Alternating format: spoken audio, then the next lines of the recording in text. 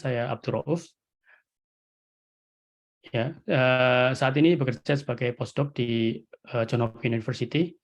Sebelumnya saya postdoc di Akademia Sinica di Taiwan. Kemudian sebelumnya saya tinggal di Jepang selama 5 tahun untuk menempuh master dan dan doktor. Ya, saya sekarang bekerja sebagai postdoc di Johns Hopkins University. Saya juga berafiliasi dengan Space Telescope Science Institute dan lebih banyak bekerja dengan orang-orang di sana sebenarnya dibanding dengan di Johns Hopkins. Space Telescope Science Institute ini adalah operator dari JWST. Jadi Mission Operation Center-nya JWST itu berada di Space Telescope Science Institute. Institusi ini kebetulan berlokasi di dalam kampus JHU. Bidang topik riset saya sejak S2 di Jepang adalah mempelajari evolusi dari galaksi sejak terbentuknya di awal setelah Big Bang sampai dengan sekarang dengan menggunakan data dari berbagai teleskop, dan kebetulan sekarang ada data baru dari James Webb Space Telescope, jadi saya menggunakan data dari James Webb Space Telescope. Ya, dalam presentasi kali ini pertama-tama saya akan menjelaskan secara global dan singkat terkait pemahaman kita saat ini tentang alam semesta dalam model standar kosmologi yang dianut sekarang. Saya juga akan menjelaskan mengapa penting melakukan observasi atau mapping distribusi galaksi untuk mempelajari evolusi alam semesta dan mengapa kita sekarang berusaha untuk menemukan galaksi pertama di alam semesta dengan JWST. Kemudian saya akan memberikan review singkat tentang usaha untuk mengobservasi galaksi pertama sebelum adanya JWST. Kemudian saya juga akan mereview usaha mengobservasi galaksi pertama setelah adanya JWST. Ya, ini adalah gambar langit kita di kota yang sering kita lihat. Langitnya cukup terang dan hanya sedikit bintang-bintang yang terlihat di langit karena efek dari polusi cahaya. Tapi kalau kita pergi ke daerah pegunungan atau di remote area yang jauh dari perkotaan dan sedikit lampu, kita akan mendapati langit dalam langit gelap yang penuh dengan bintang-bintang seperti ini. Karena jauh dari polusi cahaya dari perkotaan. Bayangkan kita tinggal di daerah pegunungan dan tiap malam mendapatkan pemandangan seperti ini, maka saya yakin kita akan memiliki pikiran dan pertanyaan-pertanyaan seperti ini, pertanyaan filosofis seperti ini. Kita sebenarnya ada di mana di alam semesta ini dan kenapa kita ada di sini, kapan dan bagaimana alam semesta ini terbentuk, bagaimana bentuk alam semesta dan evolusinya, dan bagaimana masa depan alam semesta. Pertanyaan-pertanyaan filosofis ini seperti ini sudah terfikirkan oleh para ilmuwan atau filsuf zaman dulu yang hidup ribuan tahun yang lalu. Tidak mengherankan karena mereka melihat pemandangan malam yang penuh dengan bintang seperti ini. Ya, saya akan menjelaskan secara singkat bagaimana perjalanan pemikiran manusia tentang alam semesta dari zaman kuno sehingga kita sampai pada pemahaman model kosmologi yang dipakai sekarang. Ilmu astronomi dan kosmologi adalah salah satu ilmu yang paling tua di dunia. Saya kira hampir semua kelompok etnis di dunia memiliki memiliki konsep kosmologi masing-masing atau cerita tentang konsep atau model kosmologi masing-masing untuk menjelaskan alam semesta. Tetapi umumnya yang paling populer adalah konsep-konsep dari filsuf yang hidup di Yunani, zaman Yunani kuno. Menurut Aristoteles, alam semesta dibagi menjadi dua wilayah, yaitu bumi dan langit. Semua objek di langit, termasuk planet-planet, mengitari bumi. Jadi ini adalah konsep yang disebut sebagai geosentris, untuk di mana bumi berada di pusat alam semesta dan benda-benda di langit mengitari bumi. Aristarchus pertama kali mencetuskan konsep heliosentris, yaitu matahari berada di pusat dan objek-objek lain termasuk bumi bergerak mengitari matahari. Konsep ini tidak laku waktu itu karena kalah populer dengan konsep dari Aristoteles dan dianggap tidak indah dan tidak sesuai dengan pengamatan zaman dulu, di mana orang belum memiliki teleskop. Mereka hanya melihat bahwa benda-benda langit termasuk bintang itu mengelilingi bumi, bukan mengelilingi matahari, seperti yang dikonsepkan oleh Aristarchus. Kemudian Ptolemeus mengikuti konsep geosentris dari Aristoteles, dan dia pertama kali mengenalkan konsep epicyclic planet-planet mengitari bumi. Terakhir terdapat revolusi konsep kosmologi yang digagas oleh Copernicus yang memperbarui konsep heliosentris, di mana matahari berada di pusat dan bumi beserta planet-planet dan mengitari matahari. Pada zaman ini konsep heliosentris sudah banyak diterima. Kemudian fast forward di zaman Renaissance atau transisi menuju lahirnya sains modern, ada beberapa tokoh yang terkenal pada zaman ini. Umumnya konsep heliosentris sudah diterima. Tokoh-tokoh terkenal di zaman Renaissance seperti Tycho Brahe pertama kali melakukan observasi secara sistematis dan mengumpulkan data empiris pergerakan planet-planet. Johannes Kepler yang pernah menjadi asisten Tycho Brahe mengumpulkan data empiris dari Tycho Brahe, kemudian mencoba membangun model matematika untuk menjelaskan pergerakan planet-planet mengitari matahari. Kepler dengan akurat menyatakan bahwa orbit-orbit planet berbentuk elips dalam mengitari matahari. Dia juga menemukan relasi antara radius dari orbit planet dan periodenya untuk melakukan satu putaran. Kemudian Galileo Galilei pertama kali menggunakan teleskop untuk pengamatan planet dan bintang. Berikutnya Isaac Newton, yang pasti kita semua tahu, dia menemukan teori gravitasi dan juga teori gerak. Dalam risetnya beliau tentang kedua hukum itu, beliau juga menemukan konsep kalkulus dalam matematika yang sekarang kita gunakan. Hukum gravitasi Newton lahir pada abad ke-18 dan sampai sekarang masih kita gunakan. Menurut hukum ini, semua benda bermassa memiliki gaya tarik gravitasi. Bulan mengelilingi bumi karena gaya gravitasi antara keduanya. Sama halnya dengan planet-planet mengelilingi matahari.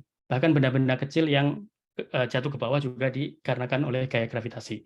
Dengan hukum gravitasi ini, Newton berhasil menjelaskan asal mula dari konsep pergerakan empiris planet-planet yang sebelumnya ditemukan oleh Kepler.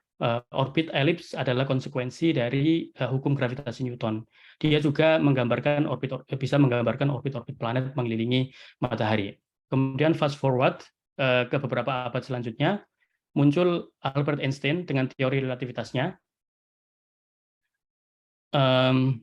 Pertama pada tahun 1905 dia memperkenalkan teori relativitas khusus untuk objek yang bergerak dengan kecepatan konstan dan mendekati kecepatan cahaya. Einstein sudah mengetahui konsep Maxwell sebelumnya bahwa kecepatan cahaya adalah konstan di vakum. Kemudian dia termotivasi untuk memikirkan apa konsekuensi dari kecepatan cahaya yang konstan tersebut. Lahirlah konsep time dilation dan length constructions. Kemudian pada tahun 1916, Einstein memperkenalkan teori relativitas umum. Einstein tidak puas dengan teori gravitasi Newton yang tidak menjelaskan apa yang menyebabkan gaya gravitasi dan bagaimana gaya ini ditransmisikan gitu. Dari thought experiments, jadi eksperimen pemikiran, jadi Einstein itu tidak melakukan observasi apapun, dia hanya thought experiments. Einstein sampai pada kesimpulan bahwa gravitasi dengan percepatan adalah setara, yang kemudian disebut sebagai equivalent principle. Jadi dia berkesimpulan bahwa gravitasi itu berasal dari space itu sendiri, gitu. Jadi massa dari objek membuat space sekitarnya melengkung. Kelengkungan dari space ini yang membuat seolah-olah ada gaya gravitasi, gitu. Jadi mass and energy tell the space how to curve, and on the other hand, the curvature of space tell mass and energy how to move. menurut general relativity theory dari Einstein.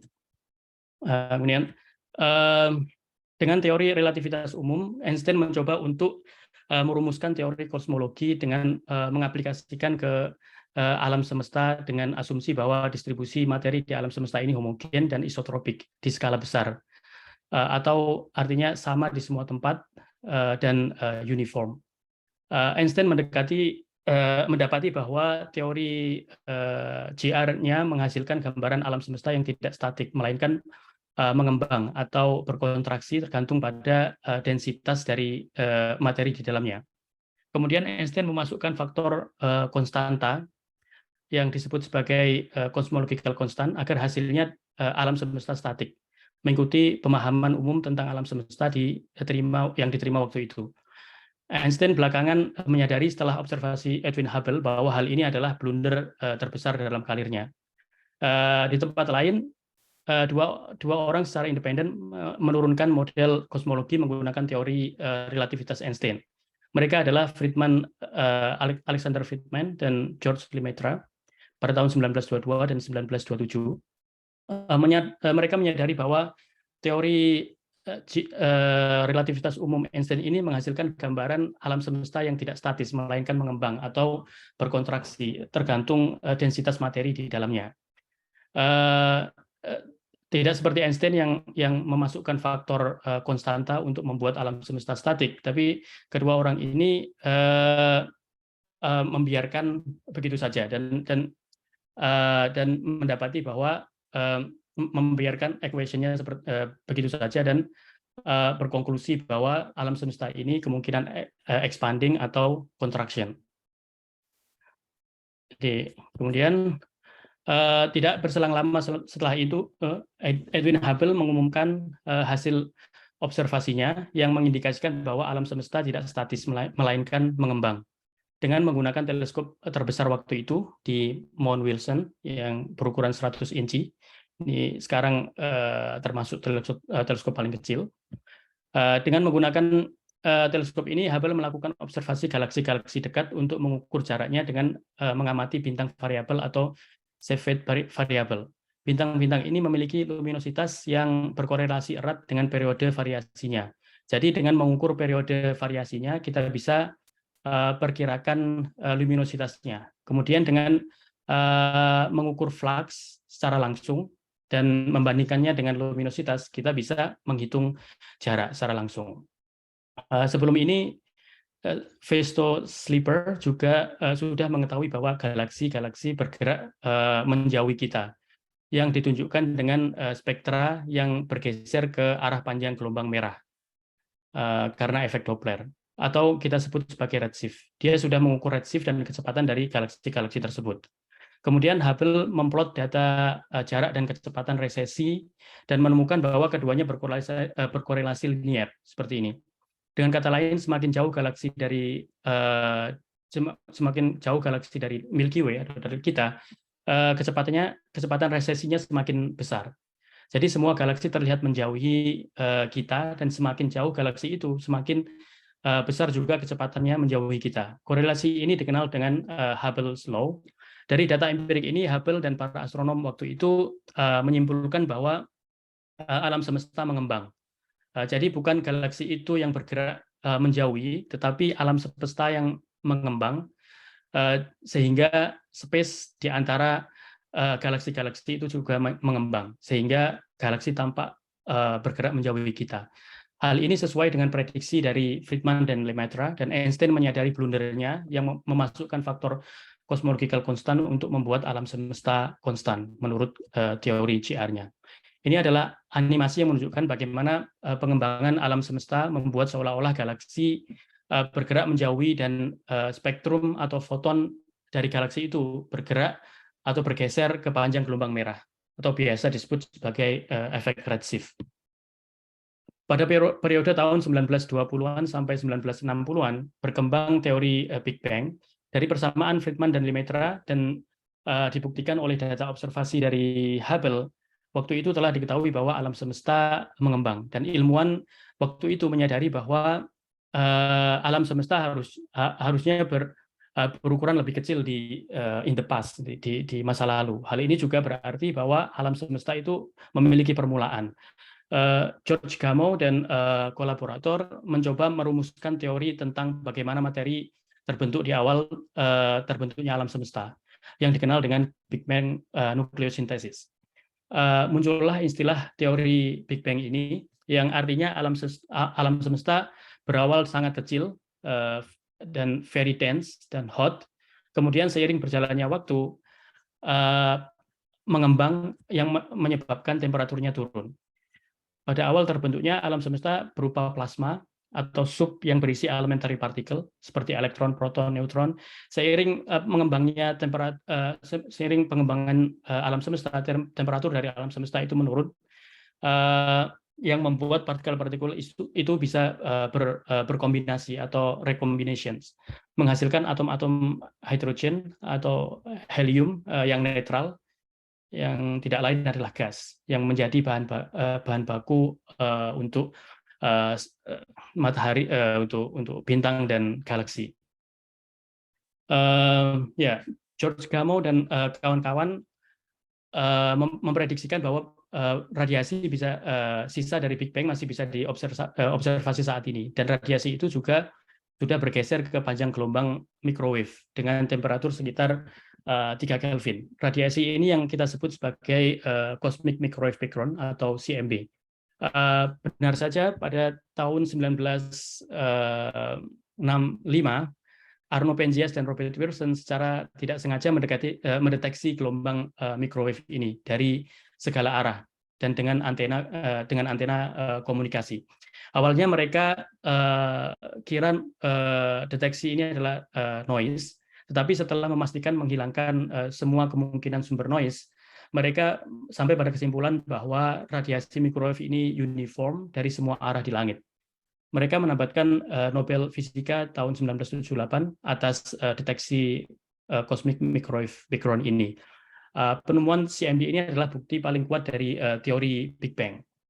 Jadi radiasi CMB ini adalah radiasi dari interaksi subpartikel saat sebelum terjadinya proses rekombinasi. Sebelum rekombinasi, alam semesta bersifat opaque, atau ya foton-foton tidak bergerak secara free, tidak bisa bergerak secara free karena dia berinteraksi dengan elektron yang bebas. Jadi bersifat opaque gitu. Jadi kita tidak bisa menembus, kita tidak bisa mendapatkan gambaran alam semesta ketika sebelum terjadinya rekombinasi. Tapi setelah terjadinya rekombinasi, alam semesta itu transparan dan foton bisa bergerak bebas. Sehingga radiasi-radiasi inilah yang sampai ke kita, dan redshift menjadi cosmic microwave background gitu.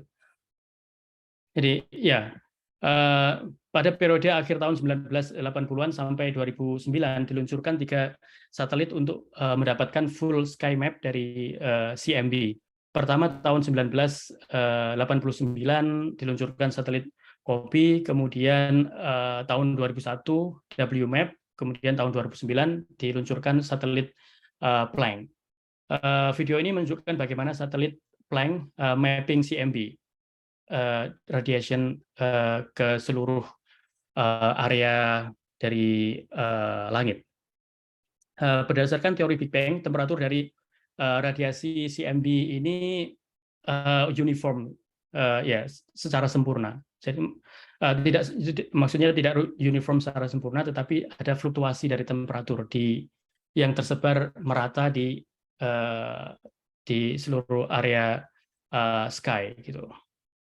Tujuan dari satelit Planck ini adalah untuk mendapatkan gambaran CMB anisotropy ini, atau fluktuasi temperatur di CMB. Gitu. Ini adalah gambar awal atau raw data yang didapatkan dari Planck. Ini masih campuran dari segala macam. Kemudian dengan menguliti data ini, ya, kita bisa mendapatkan cosmic microwave background gitu.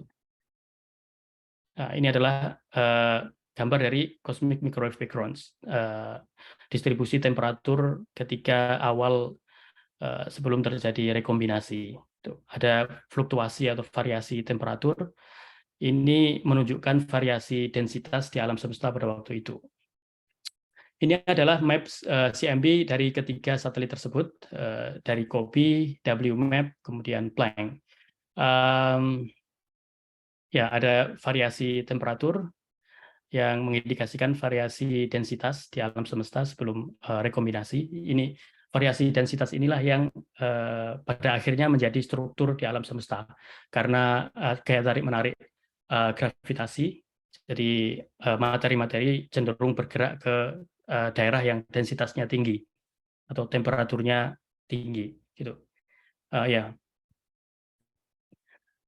Selanjutnya, penemuan yang penting yang turut membangun standar model kosmologi adalah penemuan dark matter. Awalnya pada tahun 1930-an, Fritz Zwicky mengamati pergerakan satelit-satelit galaksi atau member galaksi di galaksi cluster.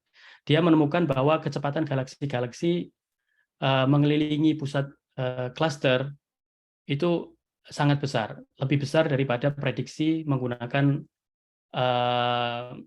model gravitasi. Jika kita menganggap bahwa massa di dalamnya hanyalah massa dari galaksi-galaksi yang terlihat, gitu. Jadi dari semua massa total bintang kita bisa kalkulasi, kemudian kita juga bisa mengkalkulasi kecepatan dari galaksi-galaksi member tersebut mengelilingi pusat cluster. Didapati bahwa kecepatan aktual dari galaksi tersebut ternyata jauh lebih besar dibandingkan dengan prediksi dari teori tersebut. Sehingga dia berkesimpulan bahwa harus ada partikel yang bermassa tetapi tidak terlihat yang jumlahnya besar di cluster, gitu, yang menyebabkan besarnya laju galaksi mengelilingi pusat cluster. Hasil ini didukung oleh hasil observasi dari Vera Rubin pada tahun 1970-an. Dia menunjukkan bahwa kurva rotasi dari bintang dan gas di galaksi tidak menurun dengan radius dari pusat galaksi, melainkan naik.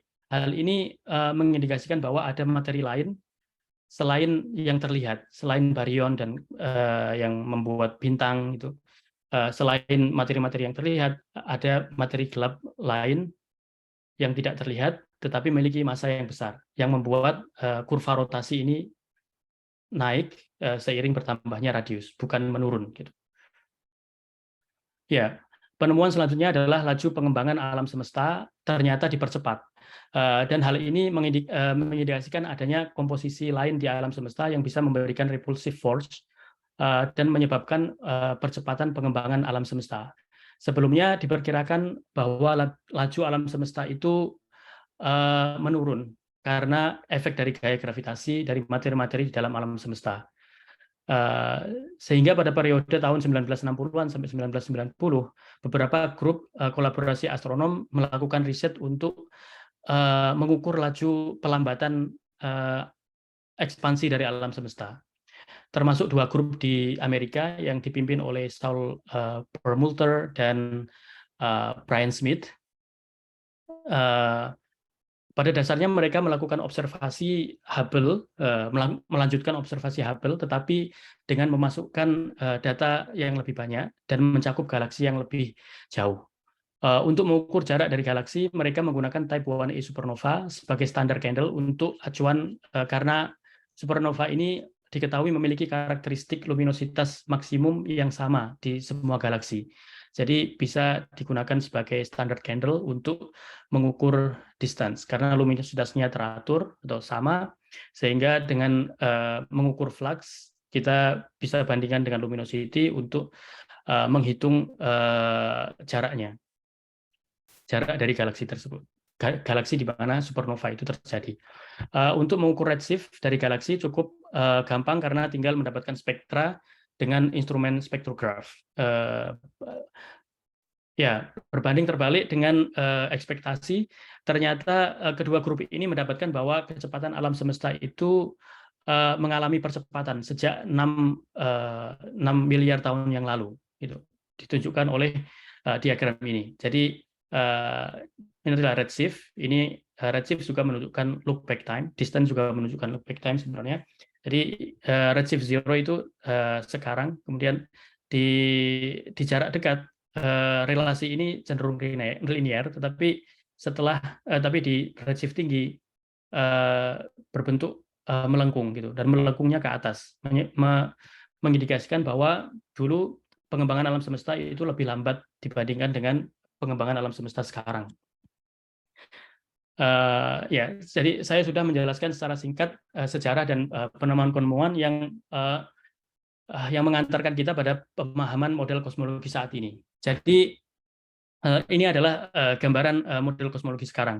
Saya coba jelaskan secara singkat saja. Jadi alam semesta berawal dari Big Bang, di mana alam semesta waktu itu berukuran sangat kecil atau titik. Kemudian proses inflasi menyebabkan pengembangan yang sangat pesat.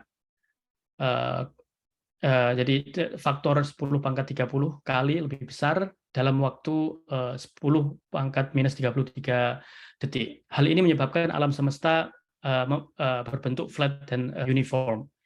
Walaupun sudah berkembang cukup pesat, tetapi ukuran alam semesta waktu itu masih kecil dan sangat padat dan panas, berupa plasma atau subpartikel elementer.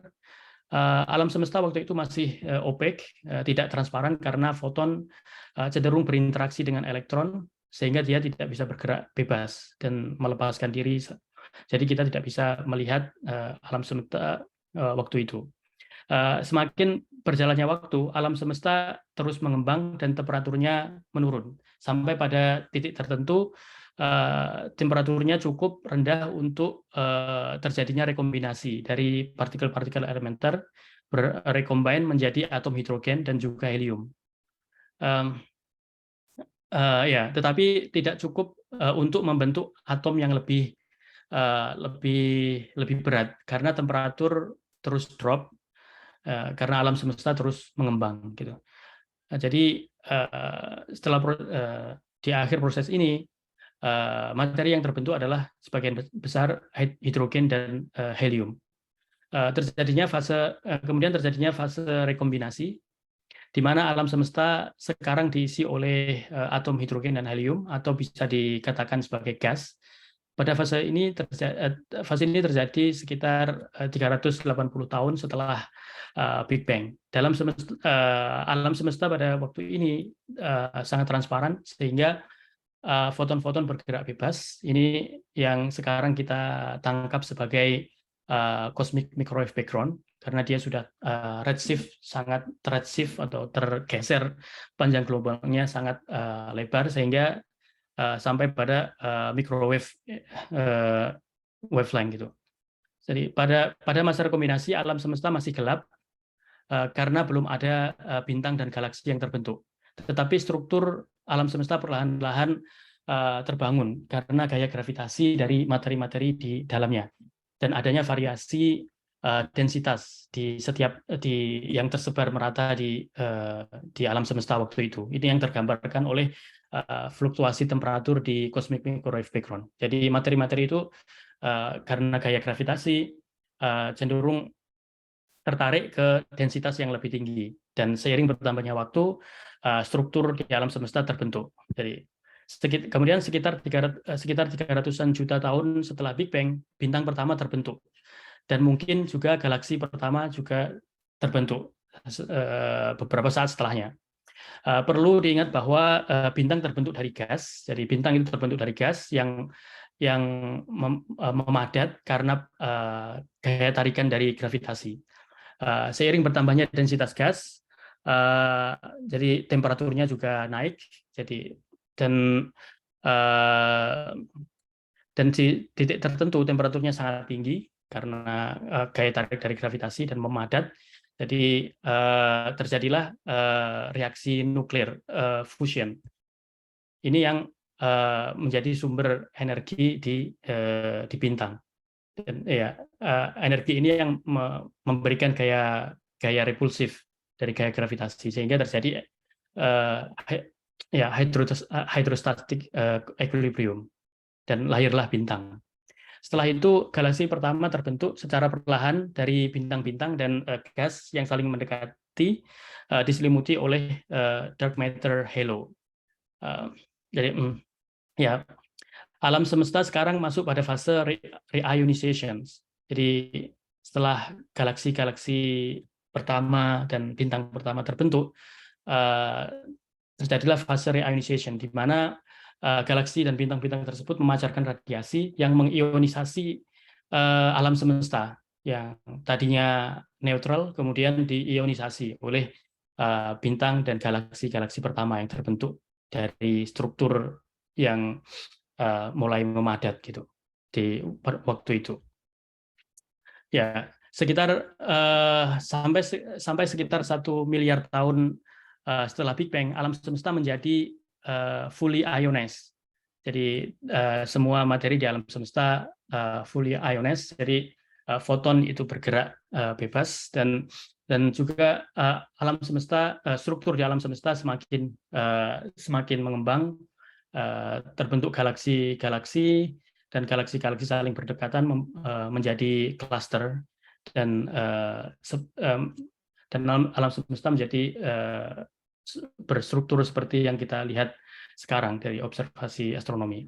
Berdasarkan model kosmologi sekarang, umur alam semesta adalah 13,8 miliar tahun. Komposisi alam semesta terdiri dari 70%, sekitar 70% dark energy, sekitar 5% atom atau baryon yang membentuk kita, bintang-bintang yang terlihat, dan 25% dark matter. Jadi, ya, sekarang model kosmologi sudah cukup mapan sehingga kita bisa mensimulasikan alam semesta di komputer. Pastinya komputer cluster, superkomputer yang cukup besar untuk mengkalkulasi gaya gravitasi dari miliaran partikel. Gitu. Simulasi ini menunjukkan proses pembentukan struktur atau large scale structure di alam semesta dengan hanya partikel dark matter yang di sini di sebelah kiri, tapi di sebelah kanan sudah memasukkan partikel baryon, gas, dan selain dark matter gitu. Jadi terbentuk bintang-bintang dan galaksi di simulasi ini. Jadi ya. Kemudian simulasi ini menunjukkan bagaimana galaksi terbentuk di dalam simpul-simpul struktur di alam semesta. Jadi ya, sebelum ini maaf. Jadi ya, oke. Jadi simpul-simpul struktur ini, berbentuk filamen-filamen, dan di simpul-simpulnya ini ada galaksi cluster, dan jauh di dalamnya terjadi pembentukan galaksi yang digambarkan oleh simulasi ini. Jadi galaksi terbentuk di simpul-simpul dari struktur alam semesta yang berbentuk filamen. Ya,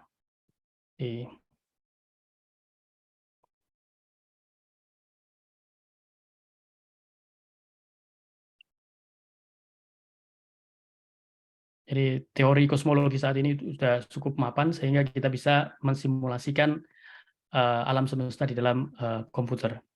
Bagaimana pembentukan struktur dan struktur alam semesta pengembangan struktur alam semesta dari setelah proses rekombinasi sampai sekarang gitu. Bahkan pembentukan galaksi di dalam struktur itu juga sudah bisa disimulasikan dengan baik sekarang. Ini adalah contoh gambar dari hasil akhir simulasi di redshift 0 atau di waktu sekarang gitu, present day universe. Di sebelah kanan adalah distribusi dari filamen-filamen gas dan dark matter, termasuk ada galaksi juga di dalamnya yang berwarna orange. Tapi di sebelah kiri hanya diperlihatkan distribusi dari galaksi-galaksi untuk menggambarkan image yang kita lihat dari observasi dengan teleskop optik. Karena kita tidak bisa melihat distribusi gas dan dark matter, jadi yang kita lihat adalah dari teleskop adalah seperti gambar di sebelah kiri. Jadi dari sini kita bisa tahu bahwa galaksi, distribusi galaksi bisa menggambarkan secara tidak langsung dari distribusi struktur di alam semesta, filamen, gas, dan dark matter gitu. dengan mengobservasi distribusi galaksi secara tidak langsung kita bisa mapping distribusi struktur di alam semesta gitu. Hal ini mirip dengan distribusi kota di malam hari yang terlihat dari foto satelit. Distribusi lampu-lampu kota bisa menggambarkan secara tidak langsung distribusi dari kontinen atau daratan benua yang ya terlihat jelas di malam hari gitu. Ya, oke. Jadi alasan inilah yang memotivasi observasi galaksi dalam skala besar untuk mapping distribusi dari galaksi dan mendapatkan gambaran tentang struktur alam semesta gitu. Lalu bagaimana kita mengobservasi galaksi? Ada dua cara, yaitu menggunakan metode spektroskopi dan fotometri atau imaging. Spektroskopi ini dilakukan dengan menggunakan instrumen spektrograf untuk mendapatkan spektra dari galaksi. Dengan spektra ini kita bisa mengukur redshift dan sifat-sifat lain dari galaksi. Sedangkan metode imaging atau fotometri dilakukan dengan menggunakan kamera dengan beberapa filter gitu untuk mendapatkan flux di beberapa titik panjang gelombang, sehingga kita bisa mendapatkan gambaran secara kasar bentuk dari spektrum galaksi ini. Jadi kita tidak mendapatkan spektrum secara langsung, tetapi gambaran bentuknya. Dari bentuk ini kita juga bisa bentuk SED atau biasa disebut sebagai spectral energy distribution. Dari bentuk SED ini kita bisa memperkirakan redshift atau jarak dari galaksi tersebut. Kemudian selain itu juga sifat-sifat dari galaksi tersebut. Ya, jadi ya. Jadi salah satu kuantitas yang paling penting di sini adalah redshift, karena redshift menggambarkan seberapa jarak galaksi itu dari kita, dan dengan jarak itu kita bisa memperkirakan look back time atau umur alam semesta ketika galaksi tersebut mengemisikan foton tersebut. Karena kecepatan cahaya itu konstan, jadi dengan mengetahui jarak kita bisa mengetahui look back time gitu, sampai saat galaksi tersebut mengemisikan foton yang sampai ke kita. Jadi ya, pertama-tama so how do we observe galaxy? Pertama-tama biasanya kita mengambil gambar suatu area di langit untuk mendapatkan distribusi dua dimensi dari galaksi seperti pada gambar di sebelah kiri. Kemudian ada banyak galaksi di dalam gambar ini. Idealnya kita mengukur redshift atau jarak ke semua galaksi di sini dengan metode fotometri maupun spektroskopi. Ya, maaf. Ya, dari observasi galaksi dengan skala yang besar, mencakup area langit yang luas, kita bisa mapping distribusi dari galaksi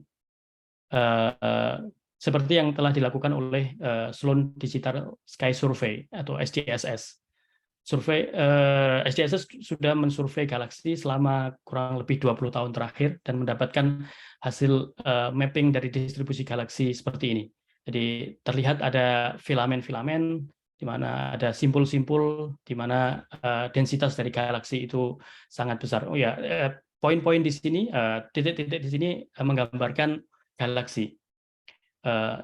Dan semakin sini redshift-nya semakin tinggi, dan kita berada di sini karena ya di tengah sini.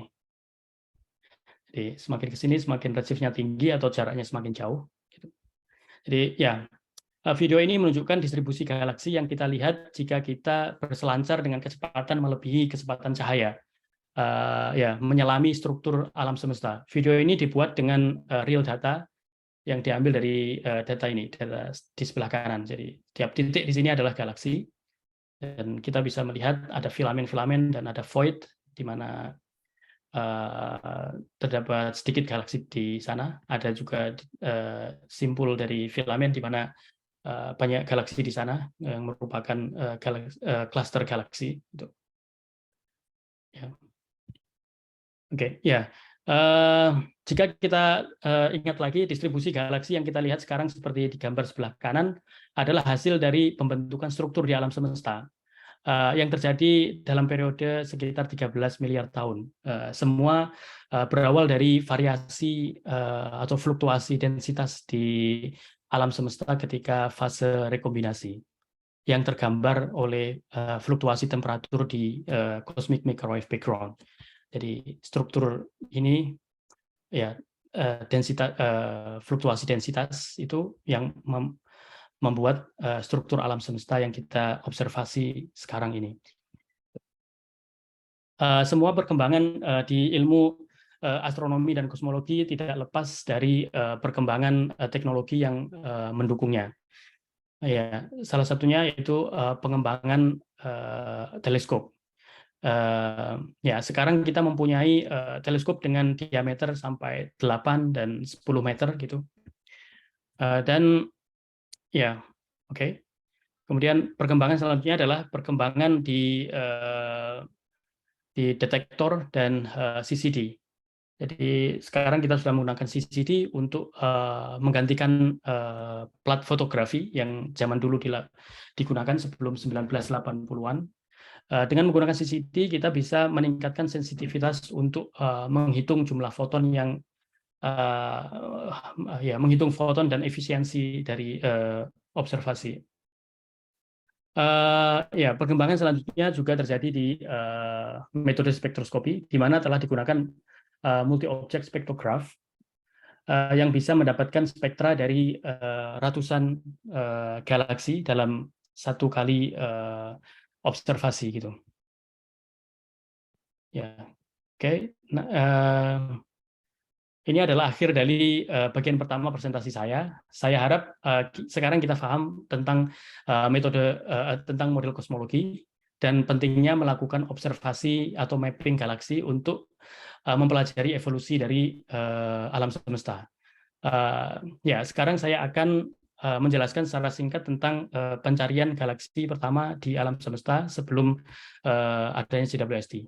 Jadi sejak beberapa dekade terakhir telah terjadi perkembangan pesat dalam observasi galaksi dan astronomi, dan astronom berlomba-lomba untuk menaikkan batas redshift atau look back time untuk mempelajari evolusi alam semesta. Gitu.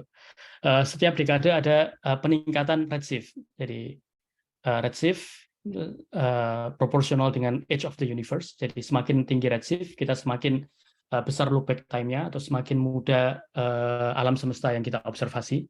Jadi setiap dekade ada pengembangan, ada peningkatan redshift record gitu. Sampai tahun 2020 redshift tertinggi yang diobservasi adalah redshift 7 atau redshift 8.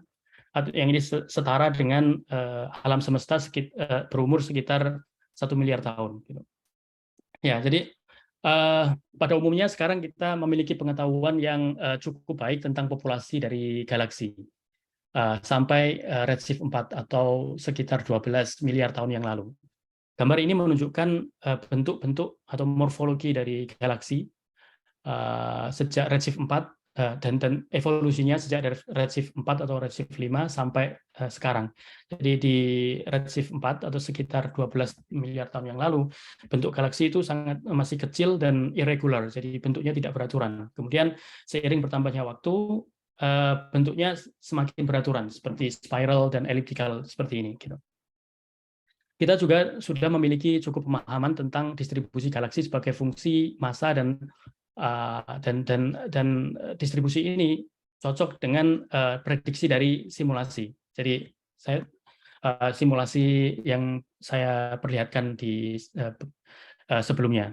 Gambar sebelah kanan menunjukkan jumlah galaksi yang aktif menghasilkan bintang di alam semesta sebagai fungsi redshift atau look back time atau umur alam semesta. Jadi kita tahu bahwa sekitar 10 tahun yang lalu pembentukan bintang itu mencapai peak-nya gitu.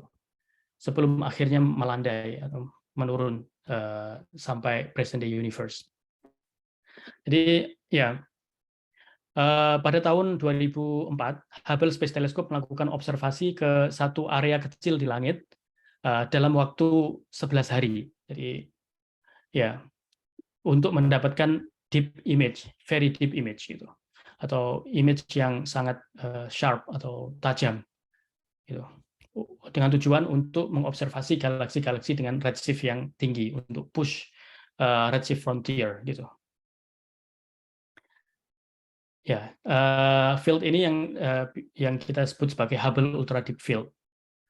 Ada sekitar 10.000 galaksi di dalam gambar ini, Hubble Ultra Deep Field, dan ada sekitar seratusan galaksi yang memiliki redshift tinggi, dan 28 galaksi berada di redshift di atas 7, yang setara dengan umur alam semesta kurang dari 1 miliar tahun. Ini adalah bentuk galaksi di redshift tinggi tersebut. Selain Hubble Ultra Deep Field, Hubble juga melakukan beberapa survei deep imaging lain seperti Candles yang mencakup area yang lebih luas dibandingkan dengan Hubble Ultra Deep Field. Gitu. Ya. Dari survei Candle ini ditemukan beberapa galaksi redshift tinggi, sekitar redshift 7 dan 8, atau setara dengan umur alam semesta sekitar 600 juta tahun setelah Big Bang. Galaksi-galaksi ini tampak kecil dan berbentuk tidak beraturan dibandingkan dengan galaksi-galaksi modern seperti ini. Ini adalah galaksi-galaksi modern, galaksi-galaksi muda yang terbentuk beberapa ratus juta tahun setelah Big Bang, umumnya berbentuk tidak beraturan seperti ini. Gitu.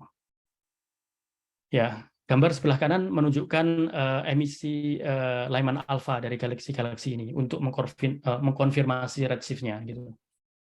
Jadi jadi redshift record di era Hubble Space Telescope dipegang oleh galaksi GNZ11 di field Goods Notes dihasilkan dari survei Candles. Galaksi ini berada di redshift 11, yang berarti galaksi ini berada di alam semesta ketika berumur 400 juta tahun setelah Big Bang. Jadi galaksi ini berada di fase reionization. Kalau kita lihat dari map ini, dari Big Bang, kemudian ada recombinations, dark ages, belum ada galaksi di sini karena struktur masih mulai terbentuk, dan galaksi mulai pertama kali terbentuk sekitar redshift 13, dan antara redshift 13 sampai redshift 6 itu terjadi proses reionization. Jadi galaksi ini di redshift 11 berada di fase reionization. Jadi galaksi termasuk beberapa galaksi pertama yang berkontribusi pada reionization dari alam semesta waktu itu. Ya, salah satu metode untuk mendapatkan galaksi di redshift tinggi adalah dengan menggunakan efek gravitational lensing dari galaksi cluster. Jadi efek lensa gravitasi terjadi karena massa besar dari galaksi cluster yang menyebabkan kelengkungan alam semesta di sekitarnya.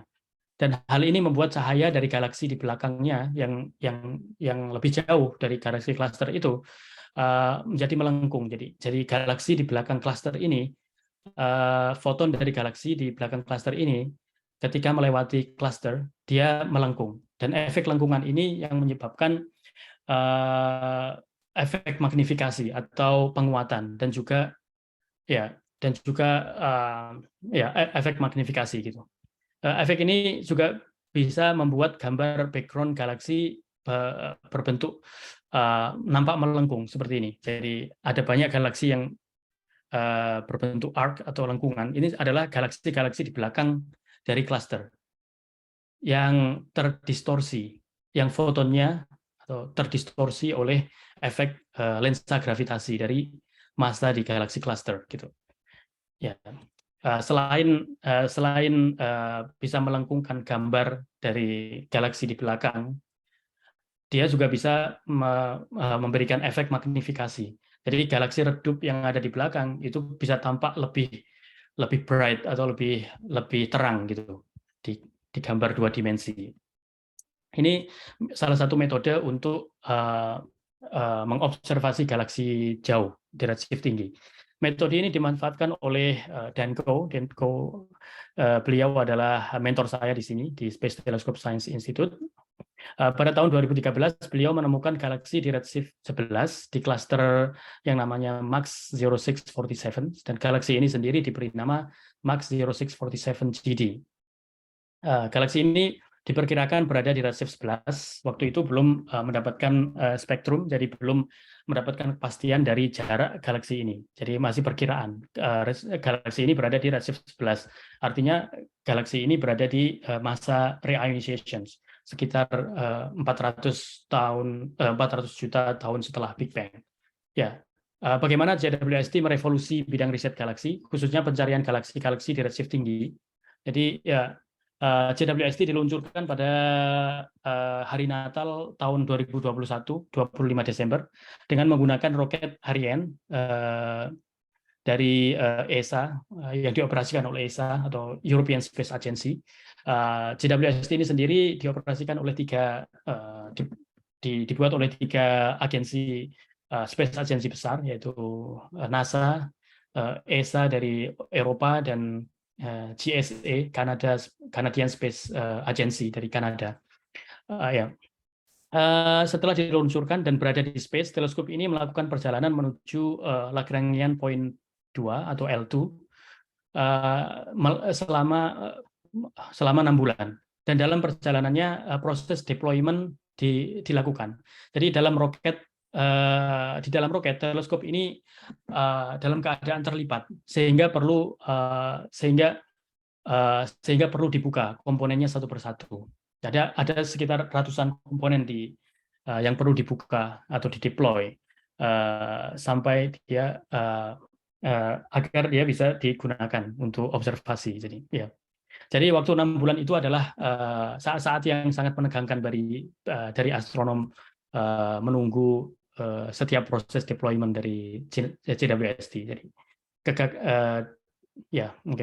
mengapa kita membutuhkan JWST? Pertama, karena JWST memiliki cermin dengan diameter yang besar, 6,5 meter, lebih besar dari Hubble Space Telescope. Ini membuatnya lebih sensitif dan memiliki resolusi yang tinggi, sehingga baik untuk mengobservasi galaksi di redshift tinggi.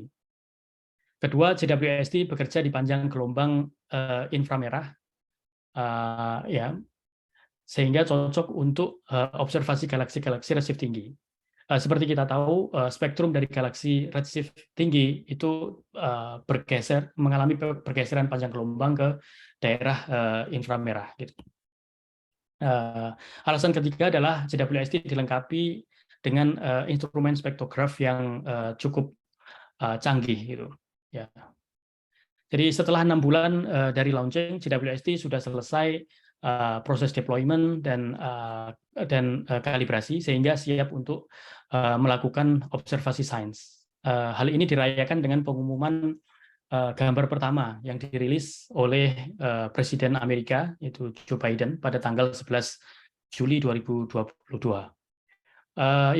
Jadi teleskop Hubble mengobservasi galaksi sampai redshift 11 saat alam semesta masih di fase reionization.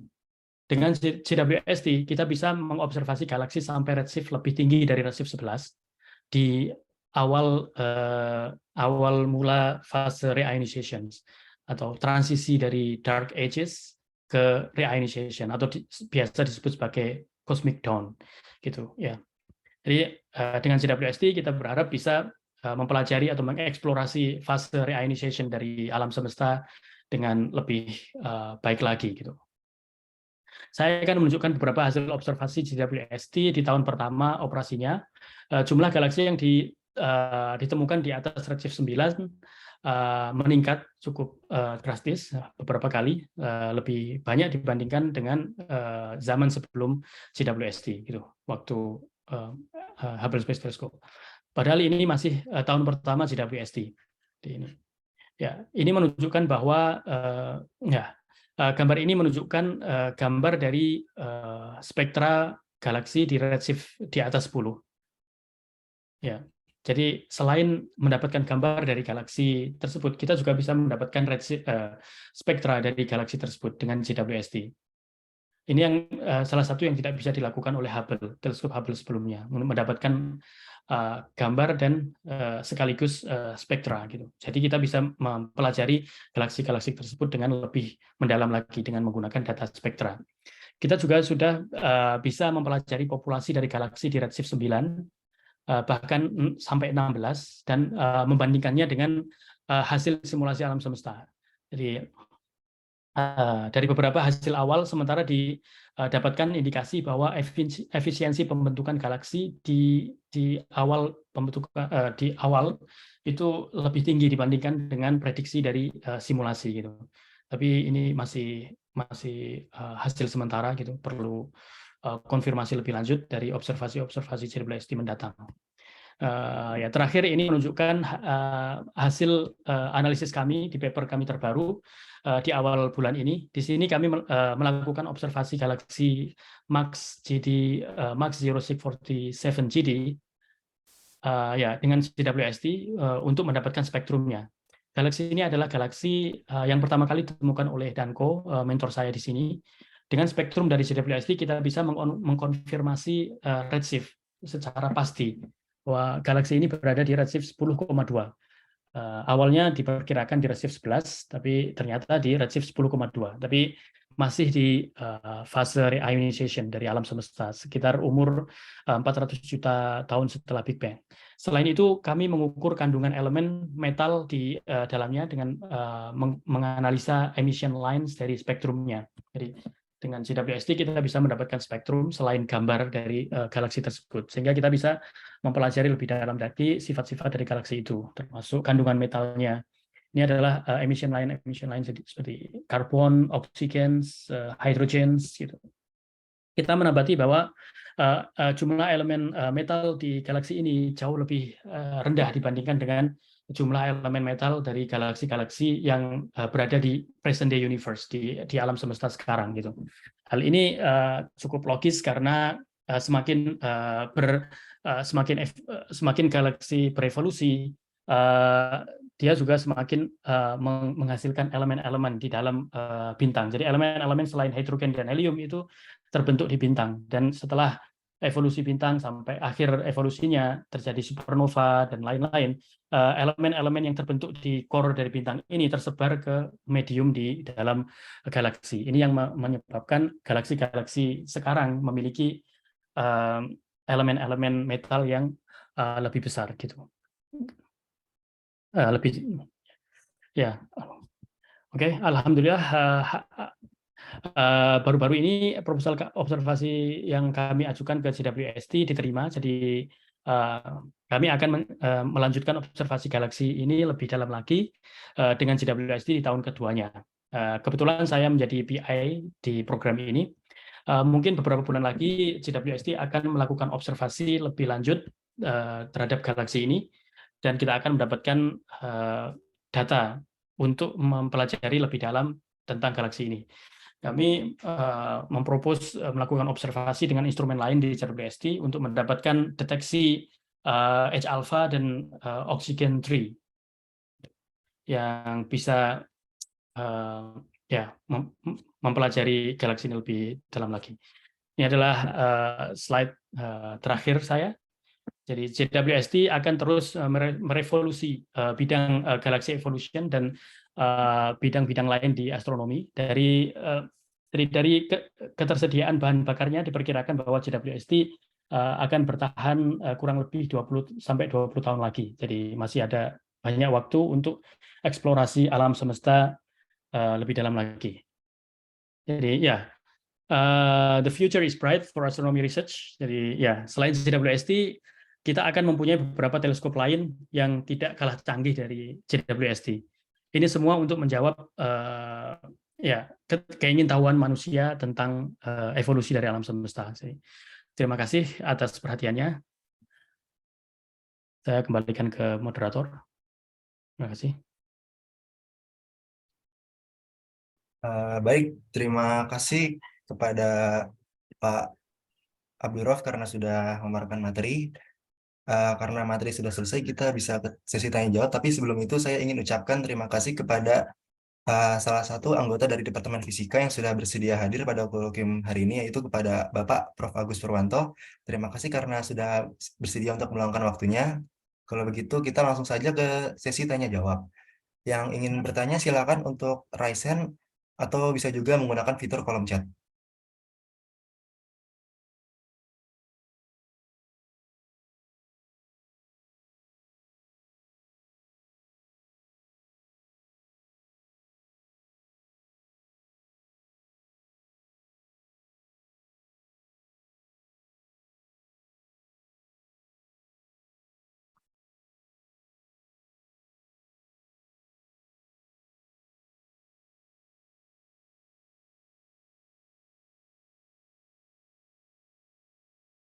Halo, mau bertanya, Mas? Ya, Ya, silakan. silakan. Oh ya, terima kasih Mas Abdurrauf jelasannya. Mungkin saya bertanya dikit ke bagian awal-awal tadi, Mas. Bagian yang CMB sama Galaxy Distribution itu korelasinya gimana, Mas? Gimana? Iya, Ya, gimana jadi informasi dari ini hanya gambaran secara global saja ya. Jadi kita tidak harus membandingkan ya point to point gitu, pixel to pixel dari CMB ke sini. Karena jadi materi-materi itu bergerak seiring berjalannya waktu, dari waktu awal recombination sampai sekarang ada 13 miliar tahun. Jadi partikel-partikel itu atau materi-materi itu sudah bergerak dari berpindah tempat dari tempat asalnya gitu. Tapi ya, ini menunjukkan bahwa fluktuasi density atau variasi densitas di alam semesta saat recombinations, jadi waktu ini recombinations saat setelah ya temperatur dari alam semesta itu menurun dan cukup untuk partikel-partikel itu recombine dan menjadi atom hidrogen netral dan menjadi gas.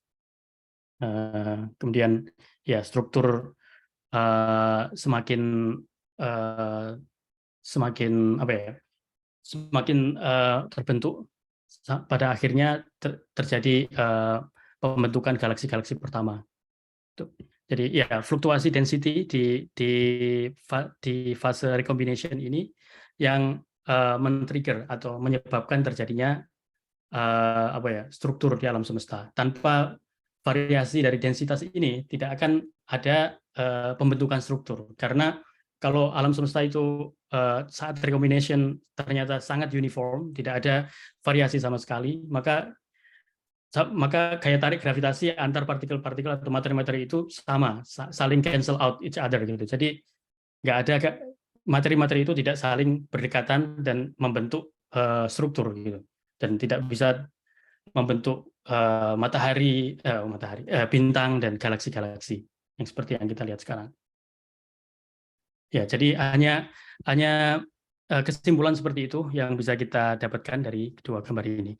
Sebenarnya dari CMB juga kita bisa mendapatkan parameter-parameter dari kosmologi seperti ini.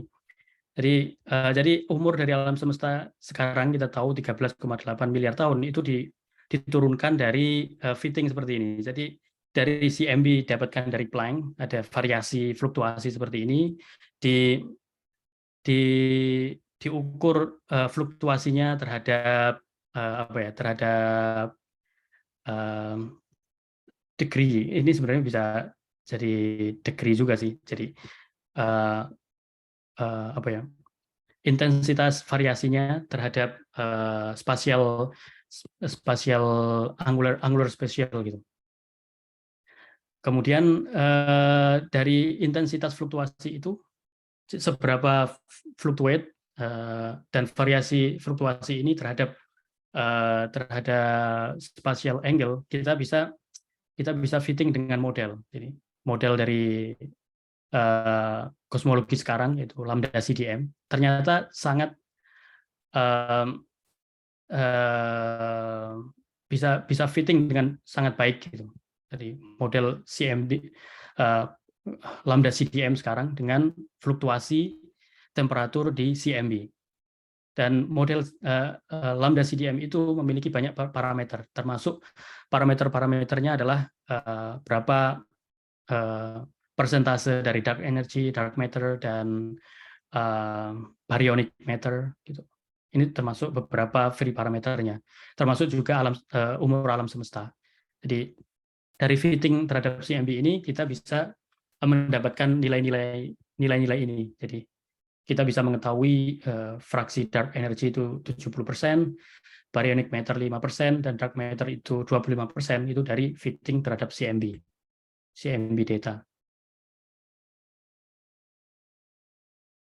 Oh iya Mas. Berarti nggak ada mekanisme untuk menghubungkan matter Ya, distribusi karena CMB ke ya galaksi ya, ke sebenarnya sangat ya, menarik, tapi sangat susah pastinya karena rentangan waktunya sangat panjang. Jadi dari recombination ini 400.000 tahun setelah Big Bang sampai 13,8 miliar tahun setelah Big Bang itu. Jadi ya materi sudah bergerak dari tempatnya asalnya. Yang bisa kita ya yang bisa kita yang dilakukan oleh orang-orang kosmologi sekarang ini juga membandingkan power spectrum. Ini power spectrum itu seperti ini, yaitu ini namanya power spectrum.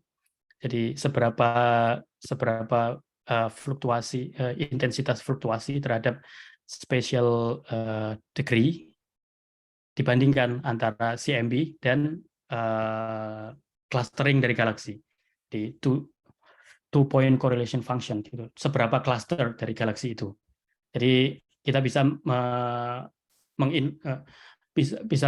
mendapatkan gambaran seberapa kelampi dari galaksi itu dari dari analisis clustering gitu. Two point correlation function kalau nama analisisnya, analisis statistiknya gitu.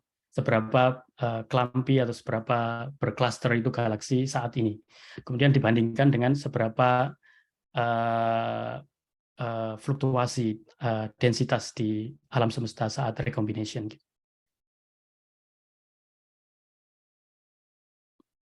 Iya Mas. Ini sudah menjawab. Terima kasih Mas.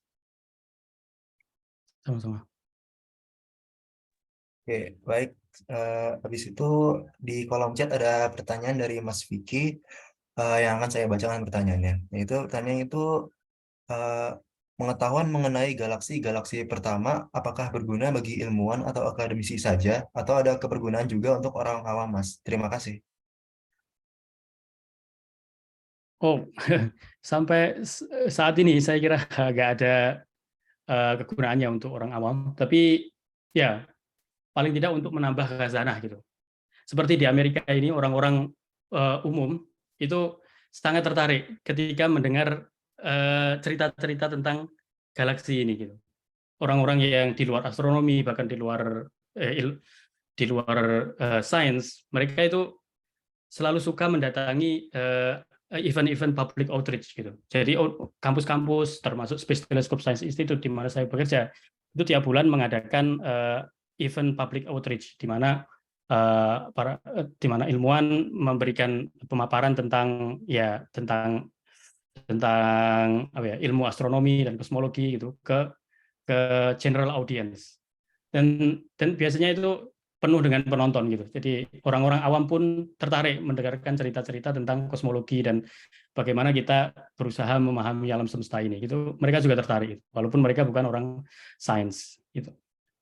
Tapi mungkin berbeda dengan di Indonesia, mungkin kurang tingkat ketertarikan orang awam atau general orang awam itu kurang tinggi dibandingkan dengan di negara seperti Amerika ini. Ya, paling tidak bisa menambah khazanah ilmu gitu.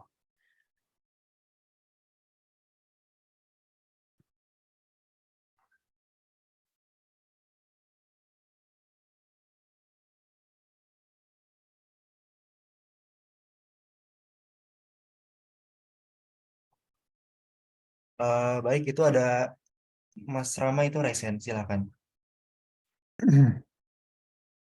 Oke, makasih kesempatannya. Eh, Makasih Mas Abdurrauf, presentasinya sangat menarik. Jadi saya nanyanya lebih ke teknikal gitu, Mas. Saya penasaran, Mas. Gimana kan Mas Abdurrauf pasti melakukan observasi yang menggunakan JOST ini, ngambil Ya. data atau gimana gitu kan? Oh, kalau Itu, kalau operatornya bukan saya karena pasti ada teknisi khusus.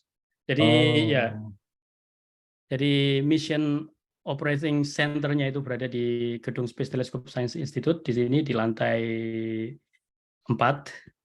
Jadi aksesnya tidak semua orang bisa mengakses, bisa masuk ke dalam karena iya, ya. Jadi orang-orang yang teknisi yang bisa mengoperasikan JWST karena ya.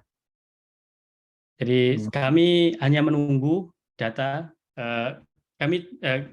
Kita tahu bahwa beberapa hari lagi atau ya jadwal di kapan galaksi kita atau objek kita akan diobservasi oleh JWST itu sudah diberitahukan ke kita sebelumnya gitu. Jadi kita tahu bisa bisa mempersiapkan mempersiapkan diri untuk mendapatkan datanya dan menganalisis datanya gitu. Jadi kita menunggu saja.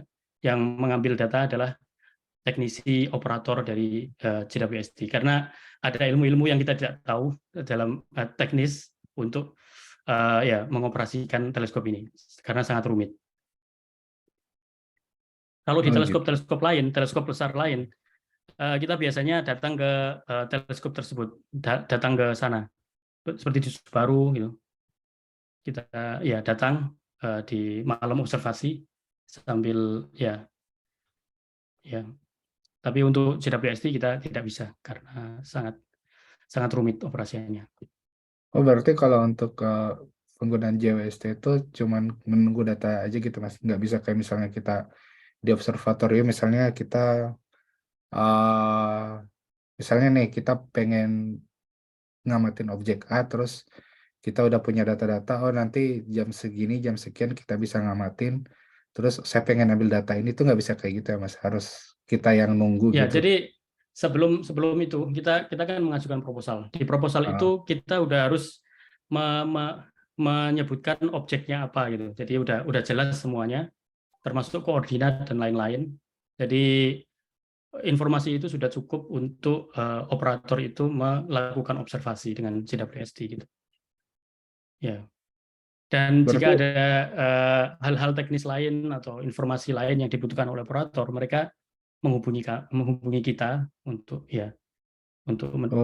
Mas. Jadi tapi kalau misalnya ini Mas pernah nggak Mas kalau misalnya um, udah nunggu data terus ada yang kurang gitu datanya terus Mas ngajuin Oh lagi, oh ini ya, ada yang kurang gini boleh ditambahin iya, lagi. kami juga mendapati itu kemarin gitu di observasi pertama dari JWST di data kami ada isu gitu, jadi ada defek di datanya, kemudian kita meminta diobservasi ulang dan itu bisa gitu, ya nggak masalah. Oh gitu. Terus untuk pengolahan datanya sendiri Mas biasanya itu berapa orang Mas dalam satu tim? Ya kita satu tim bisa ada 40-an orang gitu. Dan ya ada orang yang expert dalam berbagai step gitu dalam analisis data. Ada yang mereduksi data, jadi data data mentah dari teleskop itu biasanya uh, uh, ya. Jadi kita tidak bisa melakukan analisis langsung dari data mentah. Jadi data mentah itu perlu reduksi termasuk kalibrasi dan lain-lain itu. Ya itu ada orang yang ahli di bidang itu. Kebetulan saya bukan ahli di bidang itu, jadi ada orang yang bertugas untuk mereduksi datanya sampai matang untuk analisis sains. Nah, setelah datanya matang untuk analisis sains, diberikan ke kami untuk kami analisis lebih lanjut. Seperti spektrum tadi itu, ya di spektrum saya ini kebetulan yang memfitting dengan model gitu. Ini adalah spektrum dari galaksi di redshift 11, gitu. Ini galaksinya. Ini, terindikasi ada 2 galaksi yang sedang bertumbukan. gitu, Bukan, di iya. redshift 11. Ini adalah galaxy merger yang paling dengan redshift paling tinggi yang saat ini ditemukan. Gitu. Iya.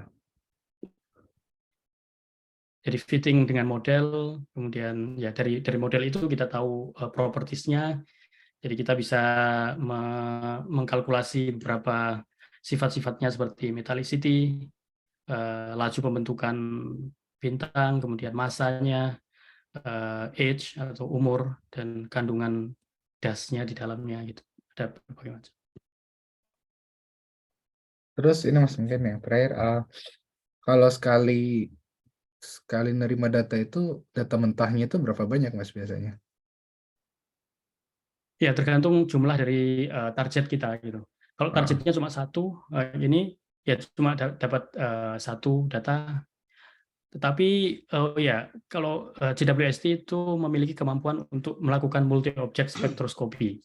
Jadi sekali melakukan observasi dia mendapatkan spektra dari banyak galaksi. Gitu. Jadi sebelum waktu observasi kami menyiapkan katalog dari galaksi-galaksi di area ini untuk mendapatkan spektrumnya. Jadi sebenarnya proposal kami dulu itu bertujuan untuk mengobservasi galaksi ini.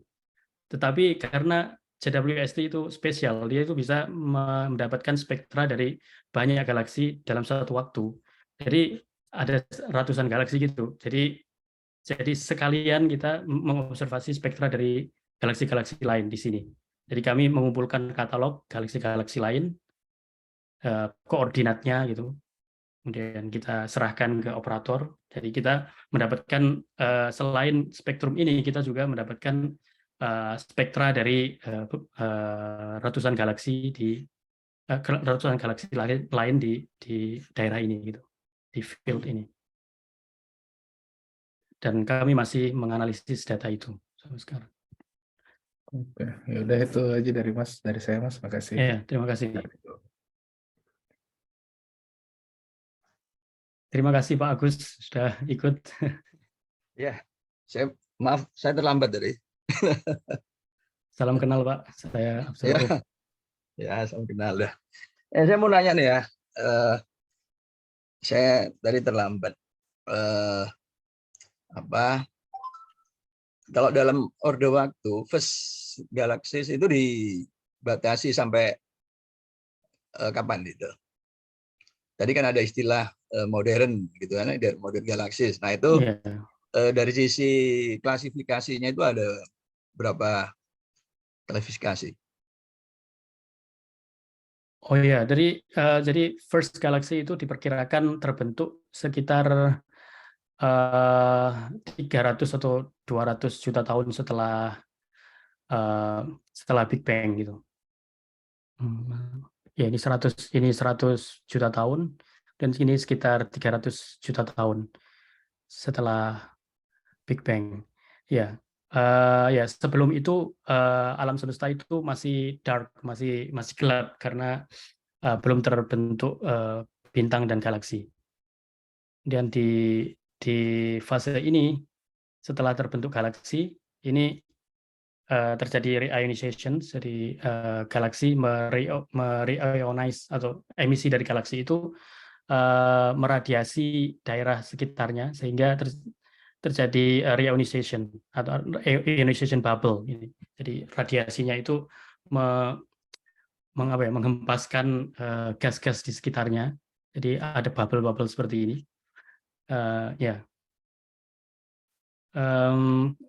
Alam semesta saat ini di fase ini itu masih sedikit opaque atau nggak bisa ditembus secara menyeluruh. Tapi setelah fully ionized, setelah alam semesta itu terionisasi secara sempurna karena telah terbentuk banyak sekali galaksi, jadi alam semesta menjadi transparan seperti ini. Jadi bubble-bubble ini sudah hilang semua, jadi sekarang transparan. Struktur alam semesta semakin terbentuk menjadi galaksi berdekatan membentuk klaster, dan ya galaksi menjadi mature seperti ini. Jadi galaksi tua dia ada yang berbentuk spiral, ada yang berbentuk elliptical gitu. masanya semakin bertambah. Jadi galaksi-galaksi di awal terbentuknya itu masih berbentuk seperti irregular seperti ini. Ya, masih kecil dan irregular, masanya juga lebih kecil dibanding dengan galaksi-galaksi modern sekarang. Ya. Jadi dia accreting ya. Sebentar. Ya. Tadi ada statement yang saya masih bingung gitu. Galaksi di awal tadi, sekarang ada yang galaksi sudah apa namanya, sudah apa tadi kalau istilah dewasa tadi ya, Modern galaxy, modern galaksi dan mature ya. mature Nah, ya, kemudian mature galaxy. galaksi yang awal-awal tadi yang masih bentuknya gimana tadi? Irregular ya. Nah, sekarang dengan terminologi first galaxies itu gimana itu kaitannya itu? Saya bayangkannya gini, first galaxies itu kan galaksi di awal-awal ya. Iya. Ya, maksudnya galaksi yang terbentuk di awal-awal kan? Iya. Ya. Nah, kalau galaksi Jadi, terbentuk, iya bagaimana Pak? kalau galaksi terbentuk di awal, berarti sekarang kan menjadi galaksi tua. Gimana itu? Iya. Ya, jadi ya dalam ya ini berkaitan dengan redshift lagi.